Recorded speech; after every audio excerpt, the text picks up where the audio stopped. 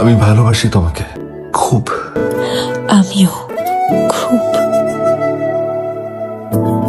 বসুন্ধরা টিস্যুর পরিবেশনে ঈদের বিশেষ কাজ হিসাবে ক্যাপিটাল ড্রামা ইউটিউব চ্যানেলে উন্মোচিত হয়েছে চ্যানেলটির প্রিয় নাটক প্রিয় প্রজাপতি। প্রিয় দর্শক, আপনি যদি নাটক প্রেমিক হয়ে থাকেন তাহলে অবশ্যই ভিডিওতে লাইক দিয়ে চ্যানেলটি সাবস্ক্রাইব করে রাখুন।